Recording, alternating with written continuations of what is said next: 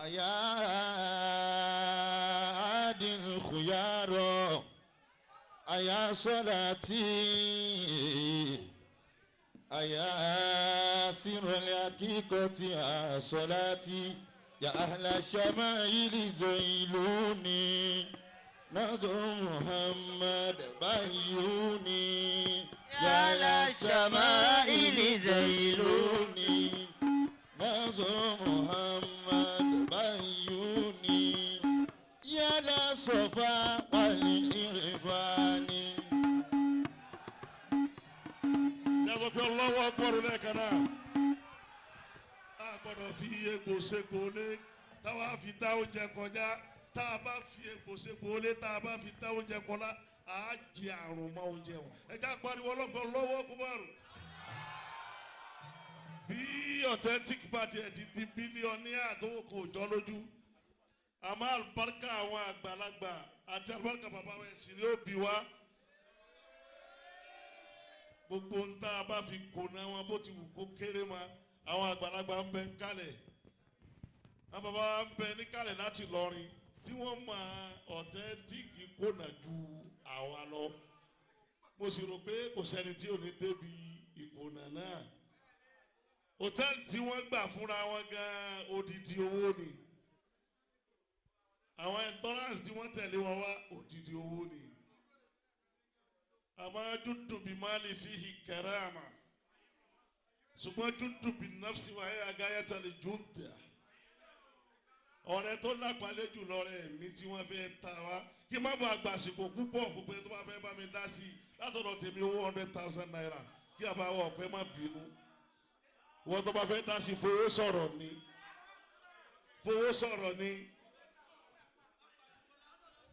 óyá. Ibo ni ká máa lọ dáadáa ìṣẹ́jú márùn-ún.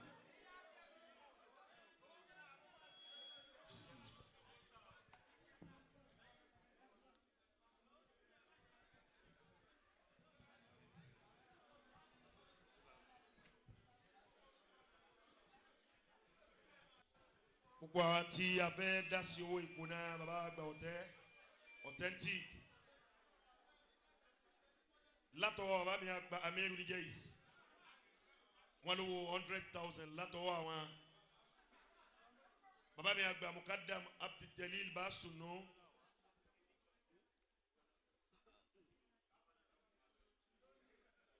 owó bàbá àgbà Basunu owó 20,000 naira bẹ́ẹ̀ni àwa tí okuti abẹ dasowo ini kalẹ̀ ajiwa Abdul Hakim Sanusi láti Lagos àwọn náà fẹ́ dasowo náà kama jẹ kó pẹ́ ajiwa Musa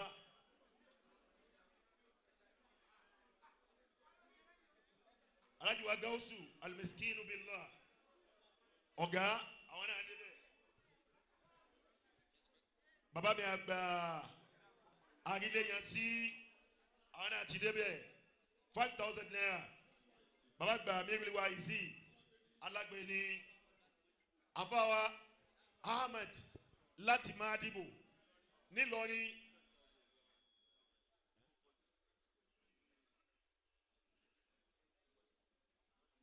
Umar Tapa àti bàbá àgbà Madibo 50,000 naira látọwọ́ tàwọn náà Alhaji Abdul Hakim Sunusi 100,000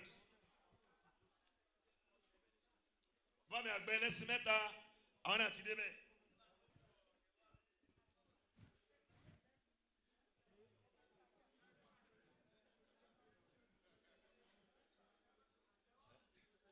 bàbá àgbà sẹ́yìn Abdul Qadir yorí aré àwọn náà ti dé bẹ́ẹ̀. يا للشمائل زيلوني نظر محمد بيوني يا للشمائل زيلوني نظر محمد بيوني يا للصفا والعرفان صلاة على النبي الكريم. على ديار الزمان صلاة على النبي الكريم. صلى الله عليه وسلم. أتي داكو النبي يمبوا. صلى الله عليه وسلم. أسكوبا صلاة فو محمد صلى الله عليه وسلم. مولانا أمير الجيش غفر لعبدك يا حيا صلاتي. يا ربي يا غفار. أبامي يا ربي يا غفار. اغفر لعبدك يا صلاتي. بسم الله قل هو الله أحد. الله الصمد لم يلد ولم يولد ولم يكن له كفوا أحد. pẹ̀lú àṣẹ bàbá wa Maimartaba ọba mùsùlùmí. Jazakallahu. bàbá wa Sheikhu Madibo. Rabbul arshi khairan. Amadibo Amadibo. Amadibo. Anta fakharu salihina. Amadibo anta fakharu salihina. tó bá ṣe pé lọ́rin ni wọ́n ti bá mi wọn àmọ́ àti Ìbàdàn àti Ìlọrin ìkan náà ni Amadibo Amadibo. Ìbàdàn ni wọ́n ń pè bí. Amadibo Amadibo. Amadibo anta fakharu salihina. Amadibo anta fakharu salihina. pẹ̀lú àṣẹ wọn níkàlẹ̀. Jazakallahu. bàbá wa Basunu Akinyin. Rabbul arshi khairan. Basunu kan Ìbàdàn kan ni. Rabbul arshi khairan. bàbá wa Ummul Qadiri. Rabbul arshi khairan. Amadibo Amadibo. àṣírí gbogbo tápà. Amadibo.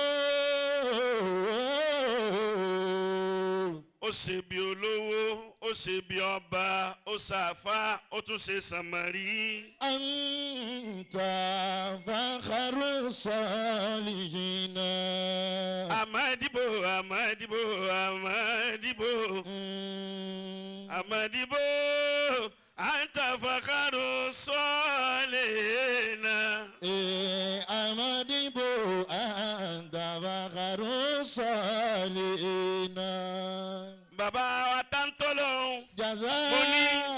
ìsọ́sà fáma létí mo ní bẹ́ẹ̀ bá ti bá a fáma tápà bá ti ń lọ sí Ìlọrin padà láwa ní tẹ ewé lálẹ́ yìí ẹ bá ń gbé lé wọn lérí. Jazakallahu Rabbul arshi khairan. yóò fi ti gan ni o. Jazakallahu Rabbul arshi khairan. Yorùbá Ànábì Muhammad mọ́. Amadibo anta fakharu salihina. Amadibo mo kíyà wa láàdì. salihina. Alẹ́gbọ̀dọ́fù wí. Jazakallahu. mo fi kíkì tìyín mo fi ṣàdúrà fún bàbá wa Al-Mahbub. Jazakallahu. Alẹ́gbọ̀dọ́fù wí as-salati ọlọ́mọ́sá bá wa kẹ́ wọn. Jazakallahu.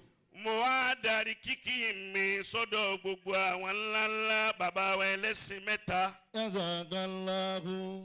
àti gbogbo àwọn àfa ńláńlá gáúsù mbẹ́mbẹ́. Jazakallahu. àfa wa tí wọ́n ṣe tarhib. Jazakallahu. gbogbo àwọn àfa ńláńlá ni mo kí Alijiyeli láti Kánò. Rabbul arshi Anjasa. khairan. láti Kánò. Rabbul arshi khairan. gbogbo àwa jàmá lọ́kùnrin lóbìnrin mo kí. Rabbul arshi khairan.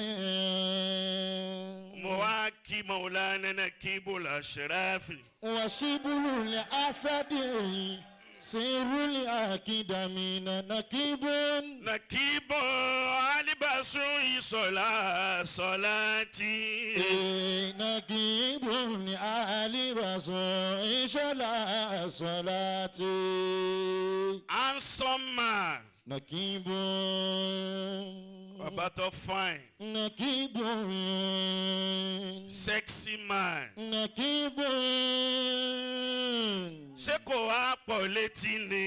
alibasu ni صلاتي ó kàn yẹ́yẹ́yẹ́yẹ́yẹ́yẹ́yẹ́yẹ́. نكيب alibasu نكيب نكيب نكيب ألبس صلاتي نكيب alibasu ni صلاتي bí wọ́n bá rí góòdì létí yín mọ̀lẹ́ kò mọ́. نكيب alibasu ni صلاتي bí kìnìún lé yín tó bá fi wòran tó bá fi kú àgùntàn tí ò ní kápá kankan ni ó máa pa àwọn ọmọ ilé yín jẹ. نكيب alibasu ni صلاتي mo fi tí kí sẹ́ríkì ń kọ́ àdìríyà. ومعيار ندى يار لبشوشو kí ló wí tọ̀ yìí mú. ومعيار ندى يار لبشوشو yàrá olùbàṣúṣù. وكور محسن سركي صلاتي sẹ́ríkì ń kọ́ àdìríyà. وكور محسن سركي صلاتي mo kí yín mo fàáfà ń dá sàlátì kí yín. وكور محسن سركي صلاتي gbogbo ntọ́lọ́ ń ṣe fún yín ní dùnú òní dìbànújẹ́. خليفتنا لغو سوى ثاني صالي khalifatuna lagusi wasani sọlẹ. لمركزنا alkhalifatu Lagos State. كذا فخر صلاتي لمركزنا كذا alkhalifa masa. فخر صلاتي mufanabi kìnyín púpọ̀. خليفتنا لغوسي àwọn èèyàn fẹ́ yóò bá nàbí àmọ́ wọ́n bísí. وثاني صالي mo fi tàwọn bàbá yìí mo fi kí alfa wa àgbà amirul jaysh tantolo. أمير الجيش فخر القادرية أمير الجيش فخر القادرية nkí maulana amirul jaysh lọ́wọ́ bàbá wa bá lò wọlé. جزاك الله alfa wa àpọ́nlé ọlọ́run Abdul Basit. جزاك الله nfiti kíkì wọn nfi kí àfa wa àpọ́nlé. من رب الأنام ẹni ó bára pọ́nlé tí ó bá pọ́n àpọ́nlé lé yóò máa kàbùkù ni. أمير الجيش فخر القادرية أمير الجيش فخر القادرية ìrìn àjò ń bẹ lẹ́sẹ̀ mi bí mo ti wà yìí. أمير الجيش a máa ń gbọdọ̀ gbọ́ iṣẹ́ maulana náà kí bó la ṣẹ̀ráfì kí n má dáhùn. فخر القادرية àwa kàdìríyà ẹja dúpẹ́ lọ́dọ̀ Ọlọ́run. الحمد لله ẹ wí bẹ́ẹ̀ dáadáa. الحمد لله ẹni ó bá dúpẹ́ níbẹ̀rẹ̀ ọdún tuntun tá a wà yìí ó dúpẹ́ náà nígbẹ̀yìn ọdún. الحمد لله الحمد لله رب العالمين àwọn onísúfì ni wọn kì í fọra wọn mọ́. الله onísúfì ni èpèrà rẹ̀ ní ntọ́lọ́hún ò pé. فكيا وصوفيا فكن ليس واحدا أعوذ بالله من الشيطان الرجيم فلا تزكوا أنفسكم هو أعلم بمن اتقى. ولا تزكوا أنفسكم تزكوا هو أعلم بمن اتقى ẹ dákun ẹ bá mi wí. فلا تزكوا أنفسكم هو أعلم بمن اتقى má pera rẹ ní kinní kan tọ́lọ́wọ́n ọba mi ò pè é. لا تزكوا أنفسكم gbogbo nǹkan lẹ́lòmíì pera rẹ̀ bẹ́ẹ̀ lọ́lọ́run ò pè é ní nǹkan kan ọlọ́run ló mẹni tí ń sìn. وأعلم بمن اتقى kò sí ipò kò sí oyè tẹ́lòmíì ò ti fira rẹ̀ jẹ láyé. لا تزكوا ẹlòmíì fọra rẹ̀ mọ́ débi wípé yóò tún máa kàfàrà àwọn èèyàn pẹ́ ní iná ni wọ́n. لا تزكوا èyí tí wọ́n gbé lọ́wọ́ tó ń pè nǹkan ni ta ló fọ́n sátífíkẹ́ẹ̀tì rẹ̀ pé ó ti dọ̀mọ àlìjánnà.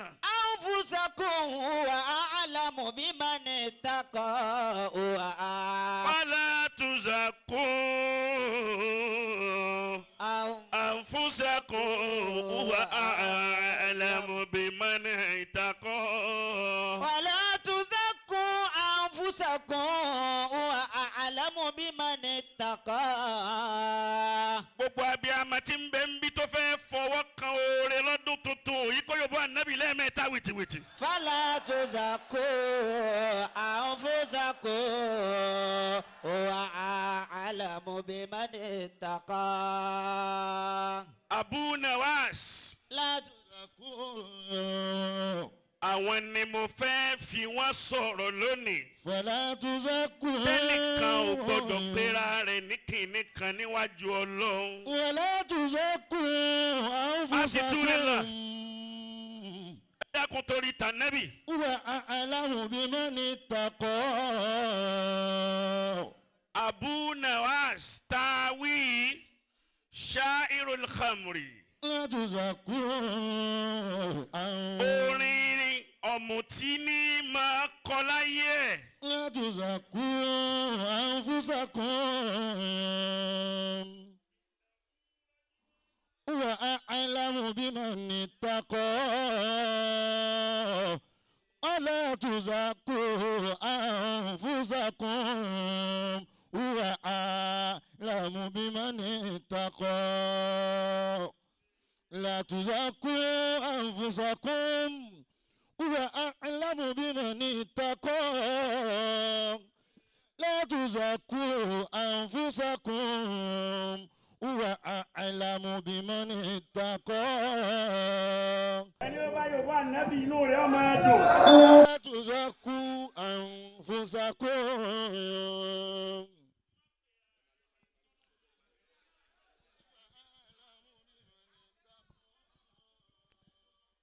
má pera rẹ̀ ní ntọ́ba mi ò pé fala tuzaku anfusakum. Abu Nawas sha'irul khamri. وأعلم بمن اتقى ẹ dákun gbogbo àwọn onítàsọ́wọ́fù mo fẹ́ ká gbọ́rọ̀ yìí láàrin ìṣẹ́jú méjì kò jù bẹ́ẹ̀ náà lọ. فلا تزكوا أنفسكم إنه رجل مشهور بالفسق والمجون. وأعلم بمن اتقى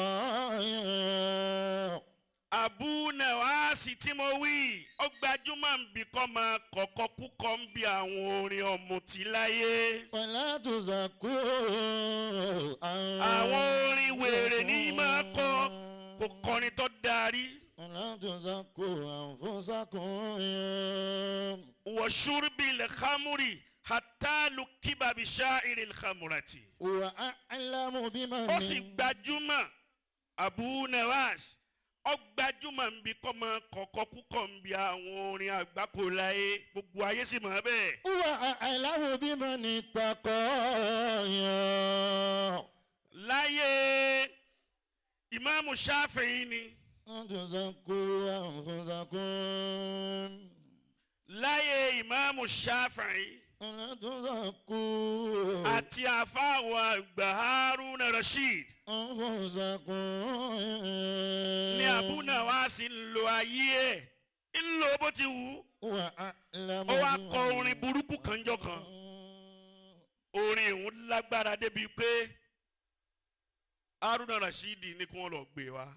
الله kí lórin tó kọ ó ní da'il masajida lil ubadi yasqunuha watifu bina khawla khamarin liyaskina.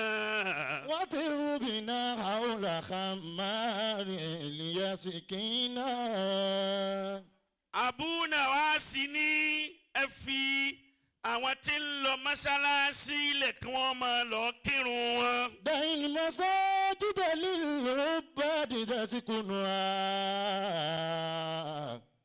gẹ́gẹ́ bá a ti rí àwọn alágbàkò láyé lónìí tí wọ́n ń bú ànábì دع المساجد tí wọ́n ń bú àwa tá à ń kírun للعباد tí wọ́n ń bú يسكنها irú kọ́ídà yẹn ni Abu Nawas gbé lọ́wọ́ ń jọ náà. وطير بنا حول خمار watifu bina khawla amarin liyaskina. وطيف بنا حول بقى خمار ليسكينا ó ní gbogbo ẹ̀yin tẹ́ bá mutí bóun ti máa mutí ó ní ẹ tẹ̀lé òun ká lọ bí táwọn ti lọ ganu sọ́tí. ما قال ربك àwọn ganuganu oríṣiríṣi ganuganu ní bẹ. ما قال ربك ibi tẹnu ẹlòmíì tóbi dé òun lè lóun lè fẹnu wú géètì.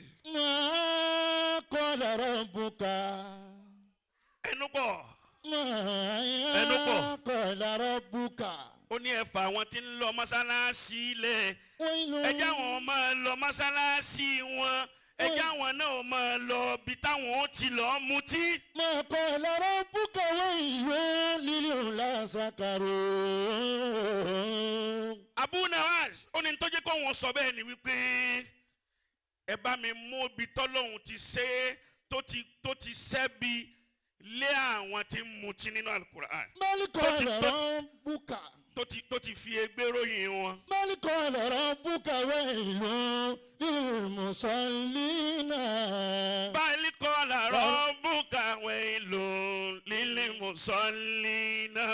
بل قال ربك ويل للمصلين Abu Nawas ṣe wá sí fáwọn ọ̀mùtí ẹgbẹ́ rẹ̀ ni o. بل قال ipe ẹ lè rí ibi tọ́lọ̀ ti sọ pé wéèlù fáwọn tí ń mutí nínú Al-Qur'an ó ní àmẹ́rì ibi tọ́lọ̀ ti ṣe wéèlù fáwọn tí ń kírun.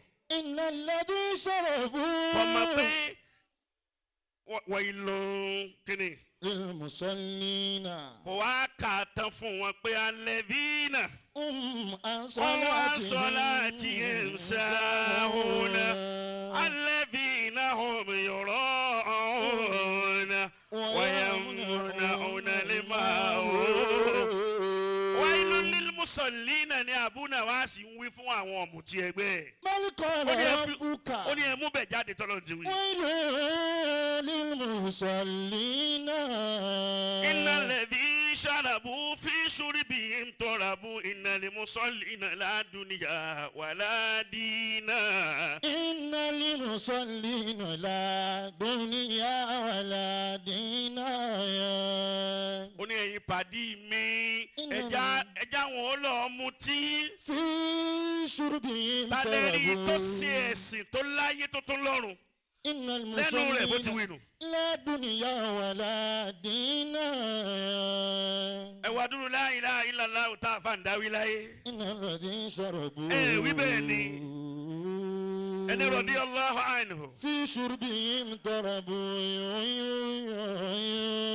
wọ́n lẹ́yìn àbí wọn ò lẹ́yìn. إن المصلين ẹ dá mi lóhùn. لا دنيا ولا دين èyí ò ní mọ̀ láyìn náà kébùlà àṣìláàrú yóò ní ṣé ó sàláàtì ọ̀ lẹ́yìn. إن المصلين tọ́ ọ bá ń béèrè pé àwọn olókùn lè sàláàtì ò nírú àwọn tí ń bẹ lé wọn lójú ọ̀fẹ́ náà họ́gì. إن المصلين لا bẹ́ẹ̀ bá nírú ẹni ó bá nírú ẹni yóò mọ yìí ẹni. إن المصلين لا دنيا ولا kìíní ni دين. Haruna Rashid gbọ́ àtàwọn afa ńláńlá nílùú wọn ni èèyàn ní kọ àti ẹ̀gbọ́n tí ń kọ̀kọ́ kúkọ látijọ́ yìí èyí tó kọ lónìí yìí ọ̀dà. دهن مساجد Farada Haruna Rashid dọ́rọ̀bà ọ̀nkìhì للعباد lè aṣáárì hìlmájìnà ẹ lọ́ọ́ pe ọkùnrin tí ń kọ̀kọ́ kúkọ yìí wá lónìí láà gé orun rẹ̀ kún bẹ́ẹ̀. وطف بنا أول خمار يسكن عياي sẹ́ẹ̀mà àwọn olórin àwọn Maradona ni wọ́n ń gbọ́ dọ́dọ̀ Haruna Rashid tó ti gbọ́ pé wọ́n fa faramadayọ wọ́n gé orí ìhun sí méjì lónìí. ما قال ربك yaquluna ma la yaf'alun ó ní ash-shu'ara'u yaquluna ma la yaf'alun ó ní kábíyèsí Amirul Mu'minin ẹ wá ní wọ́n gé mi lórí àwa olórin àkànmọ́ kọrin táyì ṣiṣẹ́ ń parẹ́ ni. ما قال ربك الويل للعلا àfa wa Haruna Rashid gbọ́ ó ní ẹ fi ilẹ̀. Olóhùn yá fi rẹ̀. سكروا ńgbà tó ti já sí pé ń tó wíwọ̀n kò mí ni ẹ̀. بل قال ربك ويل ibi tí ń bọ̀ wá náà wá ni pé kò pẹ́ sígbà náà Abu Nawas wá kú. من قال ربك يا ńgbà Abu Nawas kú àwọn àfa dára wọn sí méjì àwọn kan ní ebi mùsùlùmí ni àwọn kírun sí i la. بل قال ربك àwọn kan láwọn ò ní kírun sí i la nínú àwọn àfa àgbà tó láwọn ò ní kírun sí i la ni al-Imam Shafi'i wà. بل قال ربك ويل للمصلين nígbà tí wọ́n ń wẹ Abu Nawas aṣọ tó wọ̀ gbẹ̀yìn tí wọ́n bọ́ wọ́n wá rí tákàdá kékeré kan ní inú aṣọ ntí wọ́n ń bẹ nínú tákàdá wọn ni mo wá fẹ́ kà yìí àwa kà rí yàrá wa di. الله wọ́n wá tú tákàdá wọn ńgbà wọ́n tú tí wọ́n ka tí ń bẹ́ ń bẹ́ wọ́n ní ya Rabbi ní azọmẹ́tì zunubiya kathratan. Allah Allah la ilaha illahu. الله الله ẹ dákun ẹ bá mi wí. La ilaha إلا هو walaqad alimtu bi anna afwaka a'adhamu. Allah الله la ilaha إلا هو bí ayé rẹ bá ti nítumọ̀ tán ní kò dákẹ́ kò má wí. الله bọ̀ ohun tó ń lo yẹn mi ń gbádùn ẹ̀. bọ̀. tí wọn náà bá ń bẹ nínú ẹni tó ṣe pé o fẹ́ wò rẹ ní 2026 yìí o fẹ́ kí wọ́n wò rẹ lára rẹ wọn náà wí pé Allah Allah la ilaha illahu. الله Allah. لا إله إلا هو ntí wọ́n kọ sínú tákàdá òun nù ni. يا ó ní yá ربي Rabbi ìrẹ́ Ọlọ́run. إني عزمت إني عزمت ذنوبي كثيرة ولقد علمت بأن عفوك أعظم إن كان لا يرجوك إلا محسن فمن الذي يرجو المسيء المجرم. الله الله لا إله إلا هو ìrì Ọlọ́run nítorí mbẹ́ ni pé ìrì Ọlọ́run tí ẹ̀ṣẹ̀ mi bá tiẹ̀ pọ̀ èyí tó dá mi lójú ni pé àánú rẹ ju ẹ̀ṣẹ̀ tí mo ti ṣẹ̀ rẹ Ọlọ́run lọ. إن كان لا يرجوك إلا محسن فمن الذي يرجو المسيء المجرم. الله الله لا إله إلا هو gbogbo bùkátà rẹ tó sunkún wọnú ọdún yìí yóò di ẹ̀rín látòní lọ́dún. gbólóhùn yìí ìmáàmù Ṣáfì yìí wá gbọ́ wọ́n wá lọ sọ fún ìmáàmù Ṣáfì nǹkan báyìí la rí wọ́n ní bí gbà tó kù bí ọ̀sẹ̀ kan tí Abu Nawas sí òkú ní ma fi orin òun sápò káàkiri gbogbo ayé. èyí tó wá jẹ́ pàpàǹbarì ni pé ńgbà tí ìmáàmù Ṣáfì gbọ́ ìmáàmù Ṣáfì gan ni wọ́n padà wá kírun sí i la. ẹ pariwo Allah. La ilaha illahu. nínú karama tí Maulana Nakibul Ashraf al-Marhum. wí bẹ́ẹ̀ dáadáa. wí bẹ́ẹ̀ dáadáa. tí wọ́n ṣe ní kókà. èmi àfáà Sàrùmí àtàfáà owó ní lajá sí ìgbẹ́jọ́ náà. kò tí ì pẹ́ tí Maulana Shehu Shazili kú àwa lọ́dọ̀ bàbá ń kókà. ní àfáà kan wá ń sọ kó tó dijọ́ yẹn wípé Shazili kú ẹ̀rù bà Sàláàtì kò lè sọ̀rọ̀ mọ́. àfáà náà ń bẹ láyé títí dìsín àmàmà wà tí bọ̀tán rẹ̀. sáàtì láti bọ̀tán àwọn tiwa kéèyàn máa kí mùsùlùmí tó tún jẹ́ àfáà máa fi kú yẹ̀ọ̀yàn. Maulana Nakibul Ashraf wa gbọ́ ìpè ó nígbà náà ẹ̀rù bà Sàláàtì ò lè sọ̀rọ̀ mọ́. níbẹ̀ ni baba Nakibul Ashraf ti kọ́kọ́ fa àfáà náà yá. bí ẹnìkan ní Shazili kú ebi Sàláàtì ò lè sọ̀rọ̀ mọ́. anyanga rẹ̀ láyé wọ́n wá bẹ̀rẹ̀ sí ní pè Ọlọ́run jọ náà ìpéjọ tọ́lọ̀ mú Shazili lọ wọ́n bá mẹ́mí náà lọ́jọ́ kejì tani òbí. ọ̀rọ̀ tí wọ́n ní ẹ̀rù bà Sàláàtì kò lè sọ mọ́ àwọn ọmọ Sàláàtì òun náà là ń sọ̀rọ̀ lónìí. níjọ́ náà kàsídà yìí kọ́ fi mọ bó ti tó à ń ṣe wá sí lọ́wọ́ lójú títì náà ní street ni sọ́jà kan bá ń bọ̀ ó lóun fẹ́ kọjá ọ̀tàkù ó lóun kọjá ó ní kí wọ́n ká tẹ́ǹtì káká gbogbo àga wọ́n wá lọ bẹ sọ́jà náà wọ́n ní kọ́ òun wà ń bẹ̀ ni Maulana Nakibul Ashraf náà mọ̀ ẹran tiwa ẹ̀ ó ní ọ̀nà yìí lòun gbà kọjá bí kájòkó báyìí kẹ́nìkan máa wá bọ̀ wá pé òun gbà bí kọjá wọ́n wá ń bẹ ó ní rárá àwọn gbà bẹ̀ kọjá náà ni Maulana Shehu Sàláàtì ó ti ṣe síkìrì. Ya Rabbi. La ilaha illallah, la ilaha illallah, la ilaha illallah, La ilaha illallah. gbogbo ara tí èso kù ni wọ́n máa bá mi wí bí n ti wí o.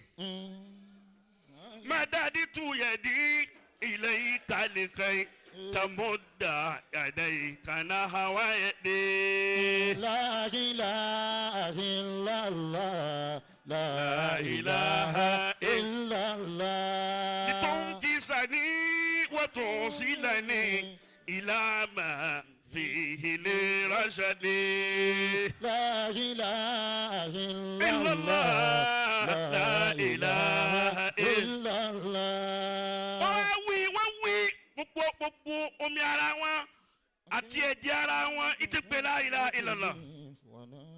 sọ́jà yìí yarí ni ó ní bí wọ́n bá jẹ́ kó wọn kọjá nísìnyí òun kọlu báràkì àwọn wọ́n wà da gbogbo bẹ̀yẹn rú lẹ́ẹ̀kan náà ńgbà pé kọ́ lọ́wọ́ tán Maulana Nakibul Ashraf ni wọ́n yá ẹja kó àga kó má bọ̀ kó má kọjá. àfi tí ẹ bá sọ lọ́hùn là ń pè é àyìn lókun. ó bọ́ sínú mọ́tò kó wọn start mọ́tò ò bá start. Wallahi azim sọ ma pé ntí máa jẹ́ ọmọ jẹ́jà ó ríru wọn ṣerú rẹ̀ nù lẹ́yìn ni.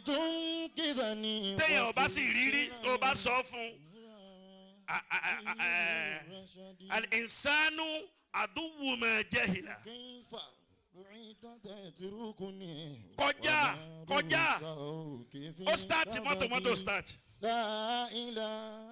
ó wá tó dá wa dó bákan ṣe wá sí lọ tí wọn ni wọn gbógun Ọlọ́run lọ.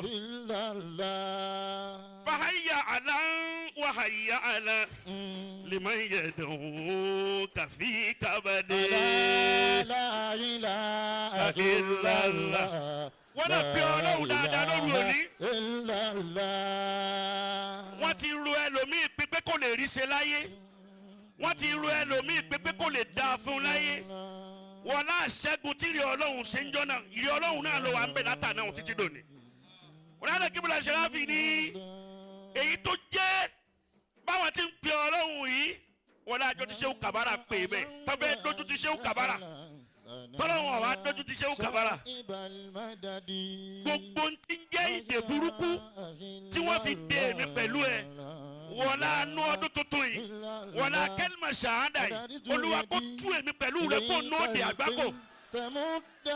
yèdè yìí kàná wọ́n yèdè lítúnkìzàní wọ́n tó sílàní ìlàmà fèlè ránṣadé láìlá láìlá ìlàlá. وإنك قلت تنظر من ينادي باسمك الصمد فهيا له وهيا له. wọ́n náà máa wí kéwú máa ṣàdúrà máa kówó 2022 ni kọ́ máa wá kówó ọlọ́mọ èèyàn tó kówó ju ọdún tí ń bọ̀ nípa. ó ṣe wọn náà lẹ́ni tí ó máa bò. fàáyà àlá wàháyà àlá lànà yà sọ̀hìbàl mádàdì. mádàdì tún yẹ di àná wọ́jẹ́ mi ìhùmọ̀ ìyàwó kàmí wàlàdì. La ilaha illallah, la ilaha illallah. Karama tó ṣẹlẹ̀ ń jọ náà ni pé mọ́tò start. ó bá rí i pé àwọn eléyìí àfa gidi làwọn eléyìí bíi tàwọn àpẹẹlẹ yìí. lòun náà bá wá kírísítẹ́nì ni ó bá ní òun máa ti fẹ́ tíráì àwọn kiri àwọn mùsùlùmí. òun wá pàdé olórí ire lónìí tó jẹ́ ní Ọlọ́run. ẹ fi kẹ́límà ṣàhádà ẹ fi nu èmi náà lónìí. lòun náà bá bẹni tí ń bá wa wí tí ń bá wa wí tí ń bá wa wí.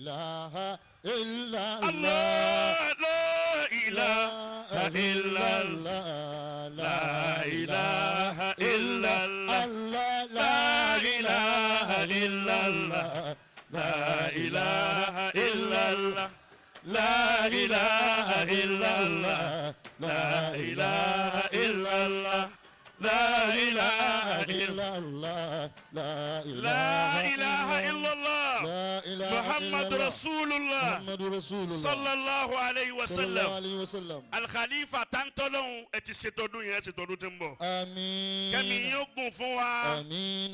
Káràlù barika yín jẹ pé. Àmín. Ẹ pé ìmọ́lẹ̀ ilé wa ò ní kú tí yín ò ní kú o. Ìmọ́lẹ̀ ilé wa ò ní kú. Ẹni tó bá ẹni tí ó bá ti fẹ́ kí ìmọ́lẹ̀ onílé ọmọ kú ìmọ́lẹ̀ tilé tiẹ̀ náà ò ní kú. Allah.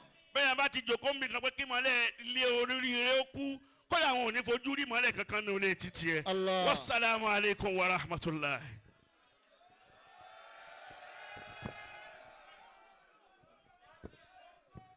dákun bá mi pariwo ṣéfù lẹ́ẹ̀kan sí i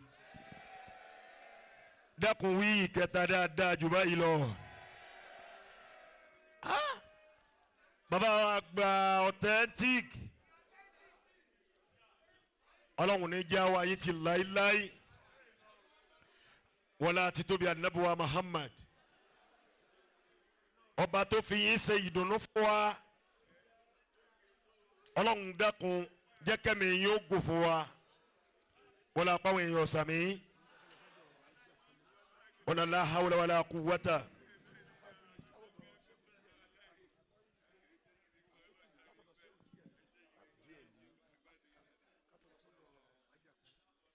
bí a ti ń kí ọba àgbà authentic